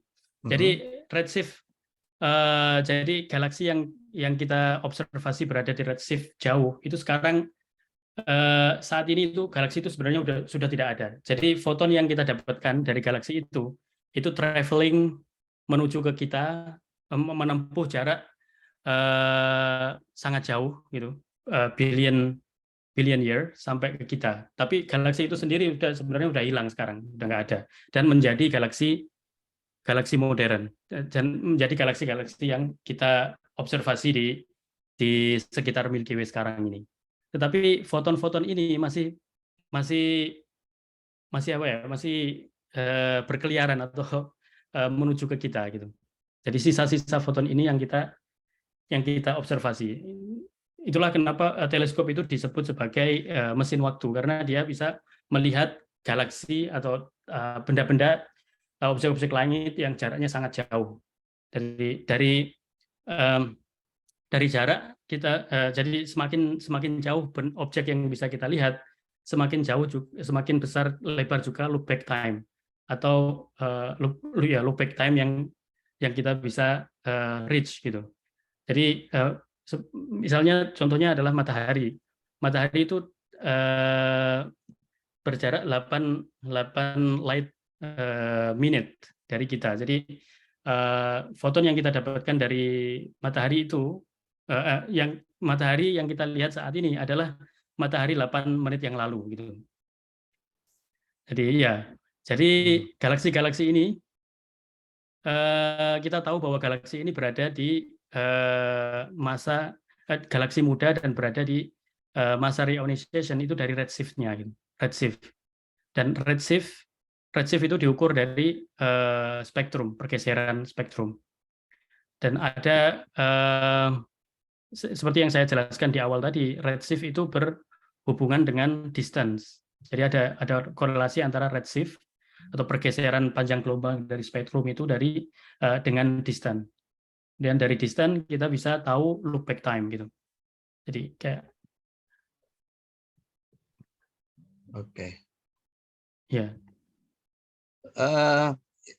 Itu tadi Ya, yang gitu, Pak. pertanyaan pertama saya tadi itu yang kaitannya dengan klasifikasi rentang waktu yang masuk kategori first dan kemudian modern. Ada nggak di antaranya itu gimana skala waktunya? Ya, skala waktunya itu di sini. Jadi awal-awal itu sekitar 300 juta tahun setelah Big Bang. Itu diperkirakan, ya. Jadi redshift-nya itu sekitar redshift 13-an gitu. Dan sekarang udah ada beberapa galaksi yang diukur berada di redshift 13 seperti galaksi ini gitu. Dan redshift 11 gitu. Tapi ya seiring beroperasinya JWST, jumlah galaksi di range redshift 11 sampai 13 itu semakin bertambah nanti. Jadi kita bisa mempelajari populasi dari galaksi era reionization nanti lebih baik lagi dengan CWST. Oke. Nah, ini kemudian tadi ada pertanyaan menarik ya terkait dengan kegunaan, dan kemudian kegunaan di Amerika itu diminati oleh orang awam di Amerika ya. Kan gitu. Nah, Ya, ini pertanyaan awam juga ya, supaya orang awam di Indonesia itu juga menjadi lebih menarik. Menurut data terkini gitu ya, ada berapa banyak galaksi yang terobservasi ya, dan kemudian yang dinamai itu sudah ada berapa itu ini ya. oh ya. Nah, Jadi diperkirakan jumlah total dari galaksi itu sekitar order triliunan, Pak. Jadi ya, ada sebelumnya mengatakan 100 miliar, tetapi dengan menggunakan data dari Hubble dengan Hubble Ultra Deep Field, dengan data ini, jadi ini areanya sangat kecil di langit, tapi dari sini kita sudah bisa mendapatkan sekitar 10.000 galaksi. Kemudian kalau kita ekstrapolasi dengan asumsi bahwa distribusi dari galaksi itu uniform, kita bisa memperkirakan jumlah total dari galaksi di alam semesta. Dan sudah ada yang mengkalkulasi itu ada sekitar ordernya adalah triliun gitu. Dan ini bisa bertambah lagi seiring bertambahnya sensitivitas dari teleskop JWST. Dulu Hubble JWST itu lebih sensitif daripada Hubble. Jadi dia bisa menangkap galaksi-galaksi yang sangat redup gitu. Jadi setiap titik itu adalah galaksi. Jadi mungkin jumlahnya lebih besar lagi gitu. Dan jumlah banyak dari galaksi itu yang belum ada namanya. Dan memang kita kalau memberikan namanya nama ID dari katalog-katalog aja gitu. Jadi dari survei galaksi kita membuat katalog dari galaksi, koordinatnya di mana, kemudian katalognya nomor 1 sampai berapa, ya dari nomor itu aja gitu biasanya. Dan terus ya, terus dari itu kan katakanlah data terakhir triliunan gitu ya. Yang secara spesifik kemudian dikaji gitu ya, itu ada sudah berapa ratus atau berapa ribu gitu yang secara spesifik ditelaah lebih lanjut, oh ya, yang tidak sekedar potret lah gitu ya. ya.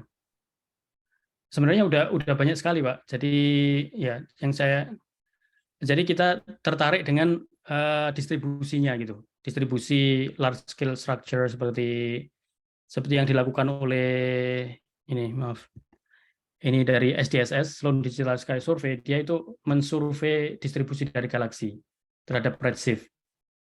Jadi ini kita berada di sini, dia survei galaksi, tidak whole scale, karena dia ada di belahan bumi utara, jadi hanya bisa mensurvei galaksi yang berada di langit utara. Ini adalah hasilnya sekitar jutaan galaksi dengan SDSS. Jadi tiap titik di sini adalah galaksi. Ya, dia mengukur redshift-nya, kemudian yang berarti look back time gitu, atau distance dan koordinatnya.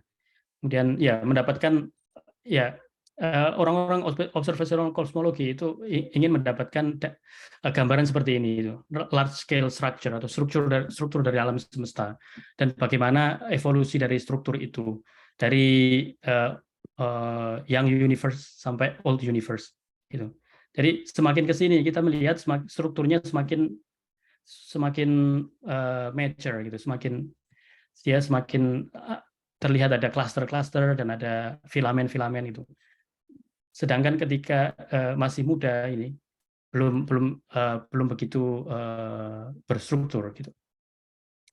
Nah, Ya. nah dari ada banyak aplikasi, Pak, dari ya di kosmologi gitu. Bukan ya, cuma mempelajari individual dari galaksi itu. nah, kemudian dari data ini, dari data yang sudah ada ya, apa yang Ya. bagaimana distribusi ini katakanlah 2 miliar tahun ke depan? Nah, ya, Kalau ke depan kita hanya bisa memprediksi dengan model kosmologi. Dari Jadi data-data ya tadi dengan gimana? model lambda kosmologi kita itu ada yang mengatakan bahwa alam semesta nanti karena kita sekarang ekspansinya adalah accelerated gitu. Jadi dulu ekspansi dari alam semesta sekitar di 6 ya, redshift berapa ya? Redshift 0,7 atau sekitar 6 miliar tahun yang lalu, ekspansi dari alam semesta itu lebih lajunya itu lebih lambat dibandingkan dengan laju pengembangan alam semesta sekarang. Dan semakin ke depan pengembangan alam semesta itu semakin dipercepat. Jadi semakin cepat dan jadi nanti jarak antar galaksi di alam semesta itu semakin merenggang menurut prediksi dari lambda CDM dari model kosmologi sekarang. Dan suatu saat nanti kita mendapati alam tidak terlihat bintang-bintang lagi di alam semesta karena bahkan di dalam galaksi pun karena efek dari repulsive force dari dark energy itu sangat besar. Jadi dark energinya itu makin berevolusi makin kuat. Jadi mereka sangat big rip kalau kita lihat kita sebutnya itu. Jadi terpecah. Jadi ya bahkan bintang-bintang di dalam galaksi itu terhambur ya saling terpisah satu sama lain. Jadi ya tapi itu masih mungkin miliaran tahun yang akan datang. Kita bisa mendapati bahwa langit kita itu tidak ada bintang lagi karena sangat jauh. Bintang-bintang makin menjauhi satu sama lain. Big Rip. Salah satu skenario. Oke, baik. Terima kasih. Itu ada pertanyaan. Terima kasih. Sama-sama, Pak. Lanjut.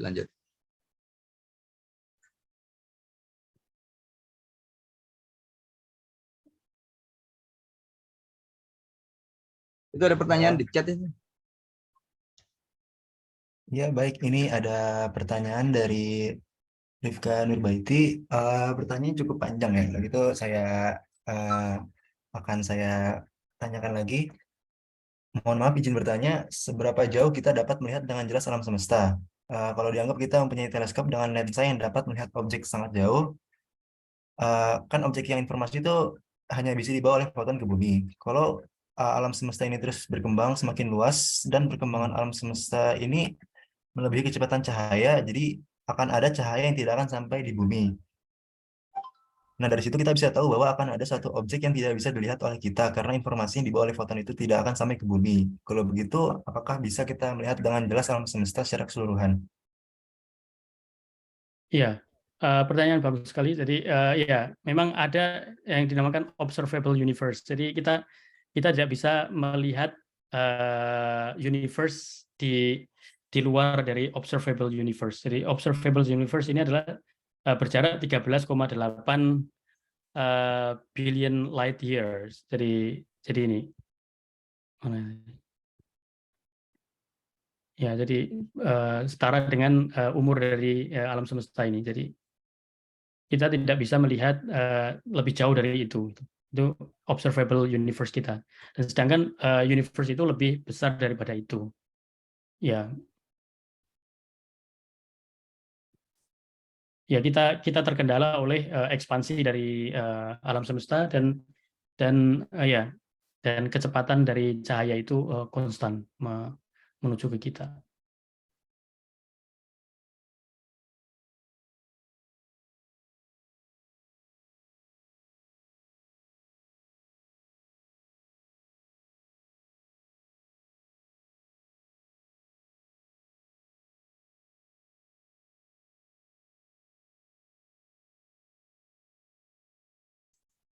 Ada lagi satu lagi.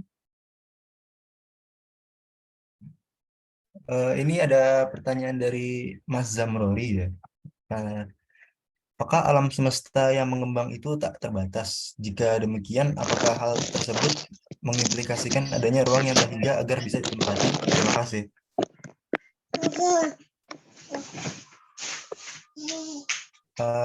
Permisi itu Mbak Rafika, mic-nya terbuka, mohon dimatikan. Ya. Ya, ya saya kurang bisa menjawab pertanyaan ini. Jadi, apakah alam semesta yang mengembang itu tak terbatas? Ya, berdasarkan pemahaman saya, memang alam semesta itu bersifat infinite, gitu. Sangat luas sekali. Jadi lebih luas dari yang bisa kita observasi, dari lebih luas dari observable universe. Observable universe sphere yang kita lihat. Dan bahkan teori inflation dan string teori itu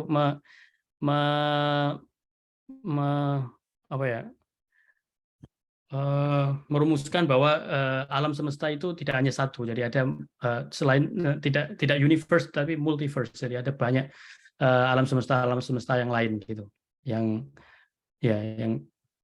terbentuk saat sebelum atau saat Big Bang itu. Jadi kita tidak bisa teori fisika sekarang kita juga belum bisa memahami lebih dalam tentang Big Bang, apa yang menyebabkan Big Bang itu gitu. Dan ada Planck scale, pasti teman-teman juga tahu di teori itu. Singularity itu sangat susah untuk itu ya. Jadi masih ada banyak area-area di mana kita belum tahu tentang alam semesta ini gitu. menjadi lahan riset. Kalau terkait dengan pertanyaan tadi yang tak terbatas ya. Ya. Ya, tak terbatas ya. Kalau tak terbatas dalam artian meternya itu menjadi infinite gitu ya.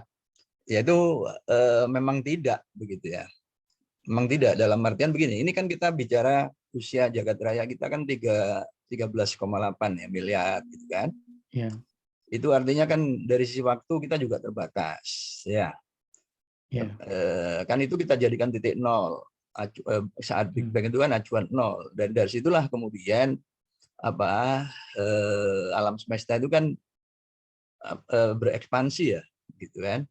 Nah, kemudian kita punya objek bergerak dengan laju terbesar yaitu cahaya. Maka imajinasi kita tentu adalah bahwa ya ukuran ruang kita itu ya 13,8 miliar tahun cahaya itu gitu loh. Tapi memang kalau kemudian kita kaitkan dengan orde kita manusia dengan kecepatan yang kita punya, bahkan dengan teknologi canggih sekalipun, tepian yang 13,8 itu nggak mungkin bisa dicapai gitu loh. Ya. Jadi kalau dari sisi prinsip ya tetap sebenarnya terbatas gitu. Cuma problemnya adalah kemudian di mana batasnya, dan yang jelas itu memang tidak mungkin ya, tidak mungkin dicapai gitu loh. Nah, itu. Nah, apalagi tadi kan kemudian ada apa tadi?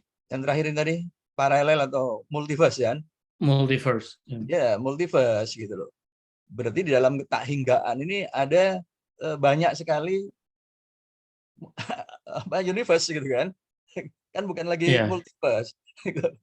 Dan multiverse-nya itu secara prinsip finite gitu, berhingga, cuma jangan keberhinggaannya itu kemudian kita bayangkan ukurannya bisa kita capai gitu. Karena 13,7 miliar tahun seperti tadi yang first galaxy itu kan itu sebenarnya adalah foton-foton yang bergerak 13,7 miliar tahun yang lalu, dan itu terus bergerak. Baru kemudian dengan ketajaman James Webb itu kan kemudian itu yang kita tangkap kan gitu. Ya. Jadi dan itulah tepian, bisa dibilang itu tepinya alam semesta gitu kan. Nah itu. Jadi kalau dari sisi prinsip itu ya prinsip matematis ini ya mestinya itu berhingga gitu. Itu pandangan saya. Iya, Pak. Itu pandangan saya gitu. Tapi salah kaprahnya seringkali kan kita kemudian bertanya di mana batasnya gitu kan. Di mana batasnya dan bagaimana? Nah, sekali lagi kita ini berbicara kecepatan cahaya, ya, kecepatan cahaya yang saya sering beri ilustrasi sederhana. Kalau cahaya itu bisa bergerak melingkar, dia mengelilingi bumi itu 7,5 kali dalam 1 detik, gitu kan? Nah itu kan sudah nggak kebayang oleh manusia siapapun kan gitu. Nah itu Ya. yang seringkali perspektif awam itu rancu gitu loh. Ya, memang berhingga tapi besar sekali tidak mungkin dilacak oleh mesin atau pesawat apapun yang kita miliki saat ini dan entah berapa tahun ke depan. Itu impossible karena memang kecepatannya objeknya pasti di bawah kecepatan cahaya. Gitu. Masih. Maaf ini Terima kasih, Pak. menambah perspektifnya aja. Oh iya.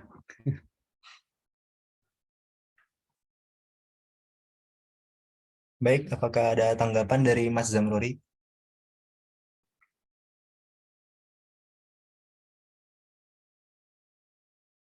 Oh, sudah ya. Kalau gitu, ini ada 2 pertanyaan lagi.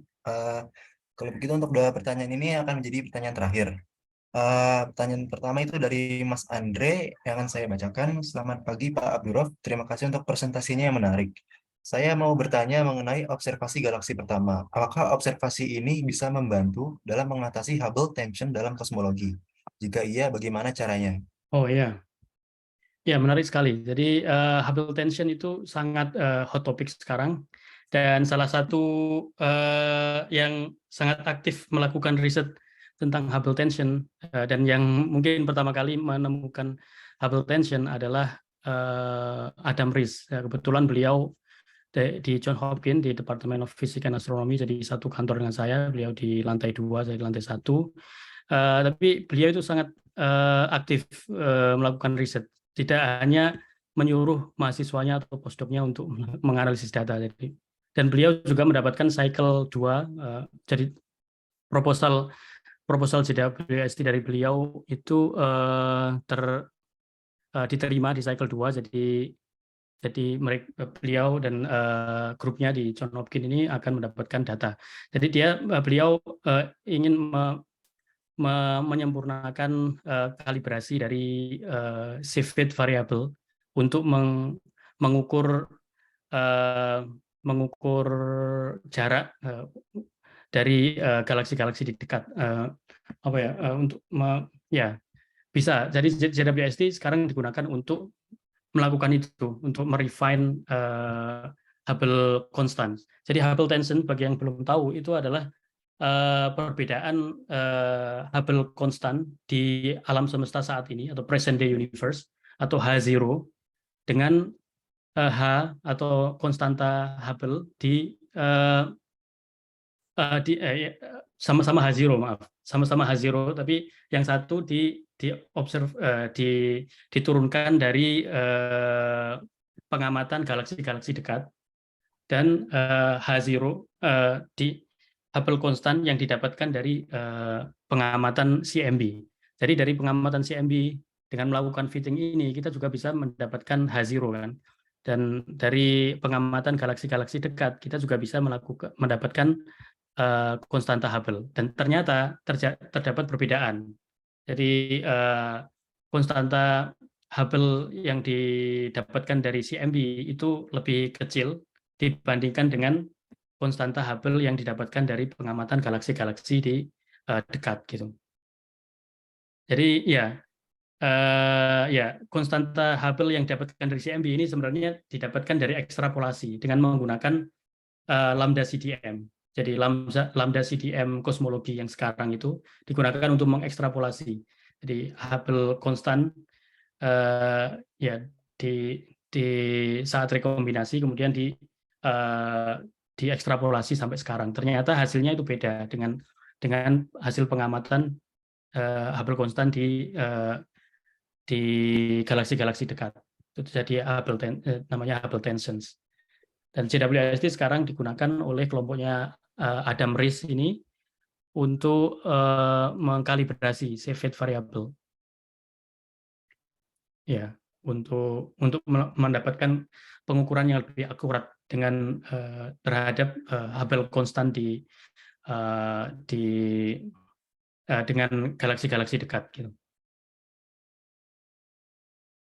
Jadi untuk melakukan kalibrasi save fit variable, periode jadi ada relasi antara periode dan luminosity dari save fit variable. Ya, ini relasi ini yang ingin di apa ya, kalibrasinya ingin diperbaiki. Ya.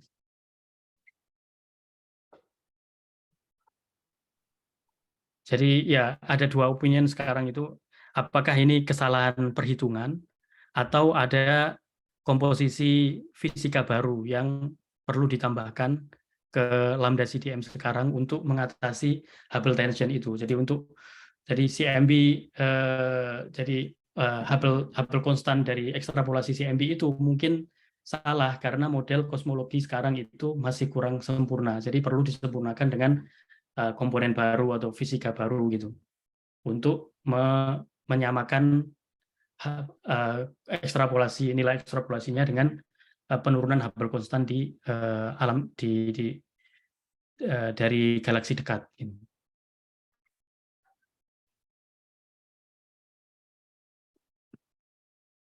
Itu menjadi lahan riset sekarang bagi teman-teman yang ingin melakukan riset di sana. Jadi sejak ditemukannya ditemukannya Hubble tension itu sudah ada banyak fisikawan teori yang mempublish paper,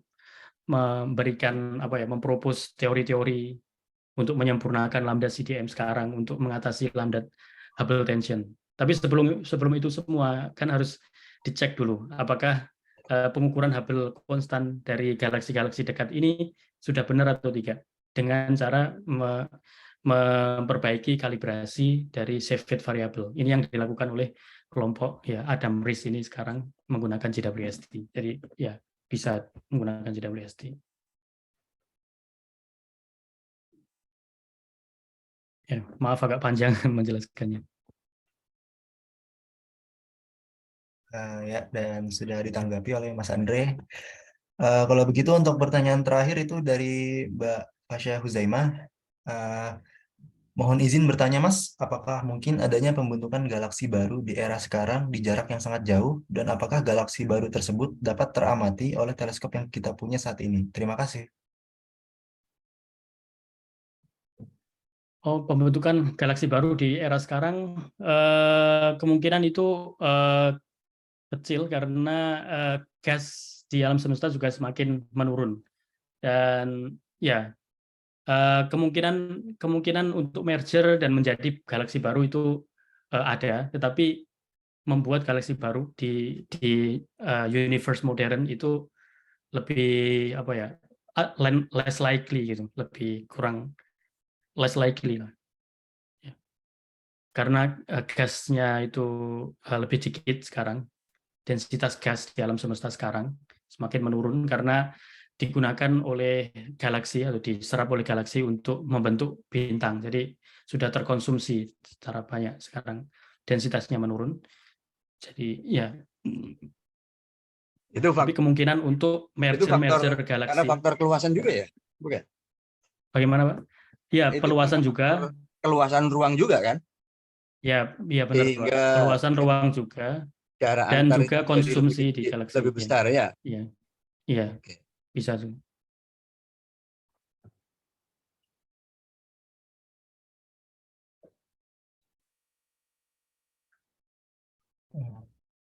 Baik, apakah ada tanggapan?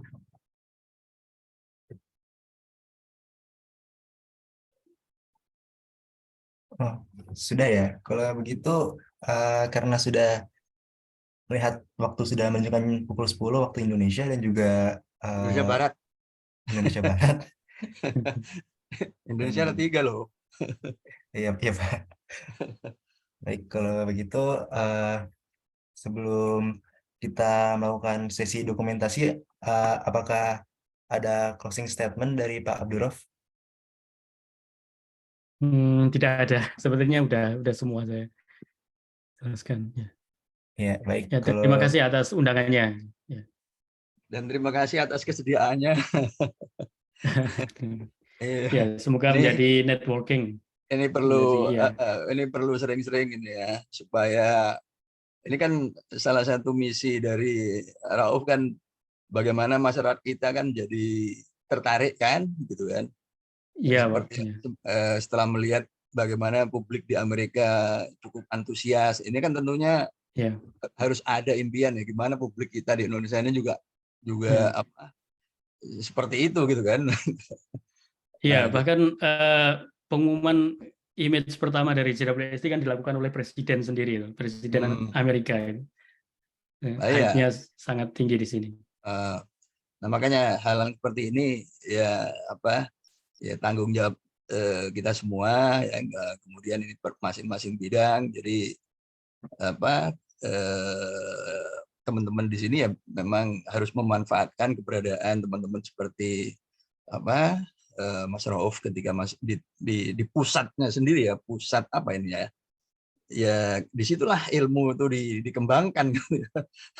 JWST dioperasionalkan, kemudian nah ini kan kesempatan bagi kita yang di tanah air itu untuk memanfaatkan beliau untuk mensosialisasi itu. Jadi saya pikir sebaiknya bukan yang terakhir juga, bukan pertama dan terakhir. itu apa namanya Ya, saran saya. Saya senang sekali kalau ada forum lain gimana ya. Betul. Insya Allah saya selalu bersedia. Ini kalau misalnya ini kan bisa diperluas sebenarnya ya.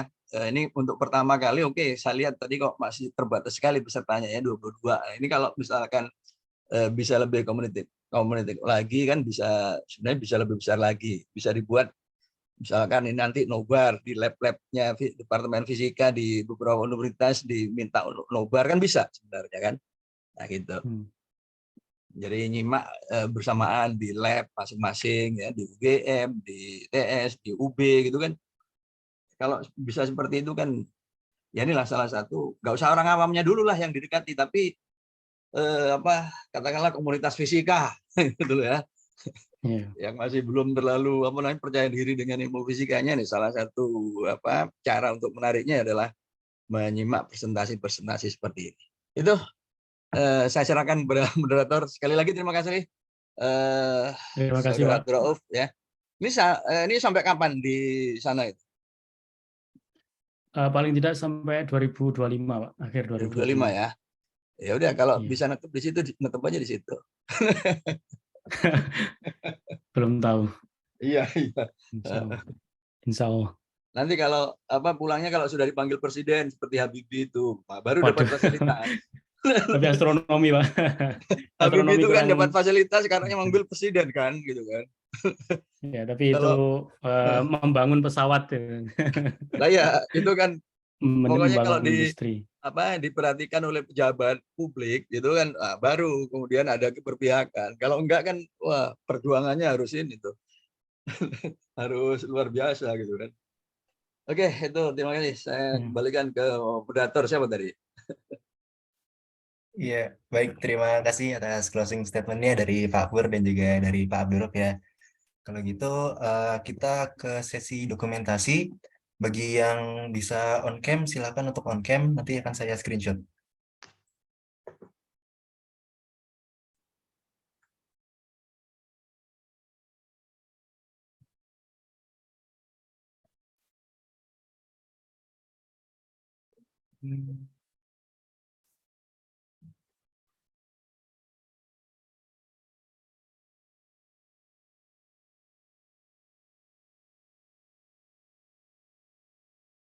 Baik, kalau gitu saya screenshot ya, karena seperti tidak ada lagi yang akan on cam.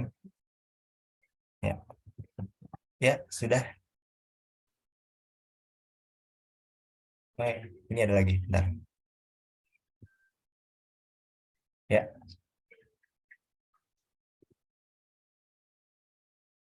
Oke, sesi dokumentasi.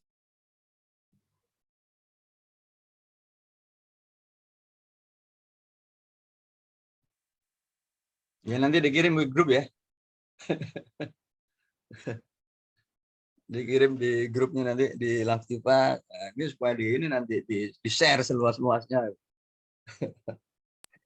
Ya Pak, nanti saya kirim Ya. ke grup Pak. Kalau gitu terima kasih kepada Pak Abdurraf karena sudah mau memaparkan materi, dan juga kepada Pak Pur yang sudah mau meluangkan waktunya untuk hadir, dan juga kepada hadirin semua. Kalau begitu acara pagi ini sudah selesai, dan yang ada kepentingan silakan untuk meninggalkan ruangan Zoom. Terima kasih. Wassalamualaikum warahmatullahi wabarakatuh. Waalaikumsalam warahmatullahi wabarakatuh. Waalaikumsalam. Terima Terima kasih. kasih, Mas. Assalamualaikum. Ya.